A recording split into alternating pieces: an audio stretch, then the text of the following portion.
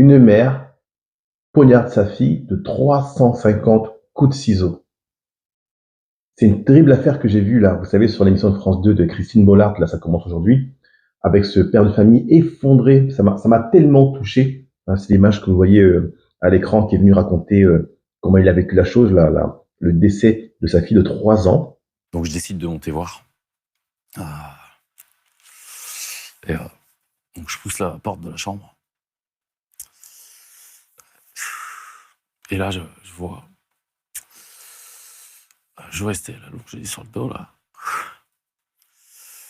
Je vois le sang. Et tous ces coups là. Et je vois une ombre noire penchée sur elle là. C'était sa mère.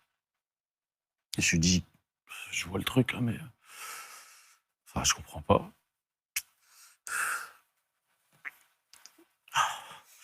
Et je lui dis, qu'est-ce qui se passe et tout. Et elle se tourne vers moi, elle me fait, c'est toi qui as fait ça. T'as voulu nous séparer, quoi. Et là, ce que je vous mets ici, pour accompagner cette vidéo, c'est d'imaginer ce que représente 350 coups de ciseaux. Imaginez dans le corps de l'enfant. Le décompte, c'est parti. Ce décompte va accompagner de manière macabre, malheureusement, cette vidéo, et pour qu'on se rende compte de la folie de cette personne qui, pendant 350 coups de ciseaux, s'acharne. Et cette affaire, c'est une affaire qui date de 2020. Ce monsieur que vous voyez rencontre une personne, ils se mettent en couple, tout va bien, tout est normal, et très rapidement, madame tombe enceinte et a un enfant. Donc, c'est très jolie jeune fille qu'ils ont eu ensemble. Et c'est ce qui arrive des fois à beaucoup de couples, c'est que l'amour du couple s'est transformé. Et la mère a eu un sentiment de possession envers l'enfant. L'enfant n'appartenait qu'à la mère. Tout était pour elle. Le père n'avait plus le droit de rien faire, ni lui donner le bain, ni de la cajoler, ni de lui faire, ni de se promener avec elle tout seul. En fait, elle lui a pris complètement son rôle paternel. Cet homme a courageusement tenté de reconquérir son couple, de reconquérir sa femme, d'avoir des moments d'intimité avec l'enfant et tout ça, et ça n'a pas été possible. Et très rapidement, mais leur couple, ils sont séparés. Enfin, ils ont voulu se séparer parce que l'homme ne trouvait plus la situation possible. Et quand la femme a appris que l'homme voulait se séparer et qu'en plus elle allait demander la garde, soit exclusive, en tout cas une garde, mais de toutes les manières, il ne pouvait pas avoir la garde exclusive. On ne peut pas enlever une femme sans raison valable une garde. Eh ben, elle a pété un câble. Elle a pété un câble. Et vous savez, c'est la fameuse phrase, un peu le genre, si tu es avec moi ou tu es contre moi. Donc, dès l'instant où elle a vu que l'homme allait entreprendre des démarches pour se séparer, pour ne pas se séparer avec sa fille, elle l'a tué. En gros, c'est soit tu es avec moi, soit tu es avec personne. Donc, elle a frappé sa fille de 350 coups de couteau, une folie absolument incroyable. Et en plus, je me dis que à chaque coup qui passe, c'est comme si, vous savez, à chaque coup, elle dit quelque chose. Non, pas toi, non, ainsi de suite. C'est un comportement qui n'est plus normal. Vous savez, elle entre en transe. Et ce qui est terrible, c'est de se dire que cette personne-là, qui en apparence a toujours été considérée comme normale pour son entourage, peut sombrer dans la folie. Cette folie est inquiétante. On se dit, est-ce que chacun de nous pouvons basculer dans les ténèbres comme ça du jour au lendemain? Qu'est-ce qui fait qu'un jour tu es normal, tu es la meilleure collègue et que le lendemain tu es prête à assassiner ton enfant?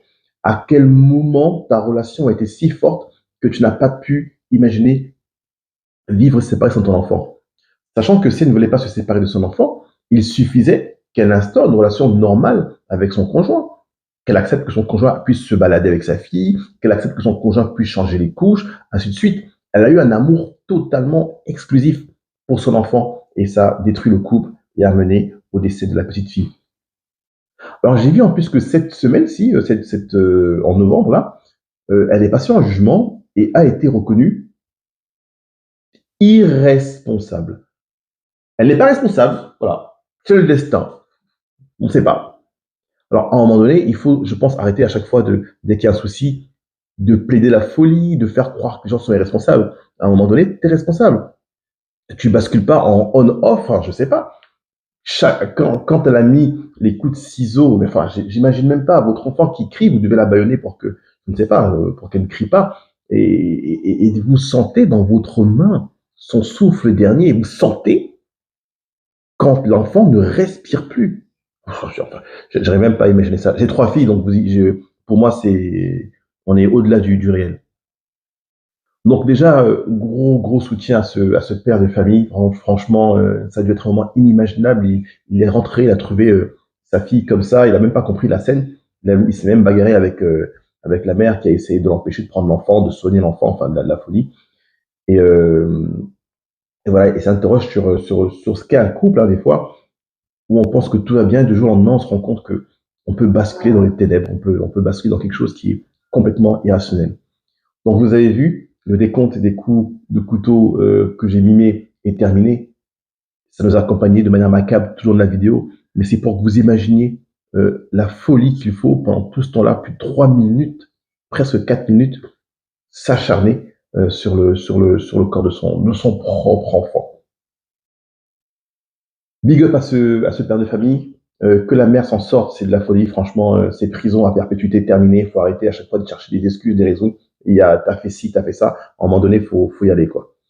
Et voilà, encore une fois, big up à ce père-là. Et méfions-nous presque de nos conjoints. On ne sait pas à quel moment la femme que j'aime va basculer dans les ténèbres et me supprimer et tout ça. Donc, l'amour, c'est une histoire terrible.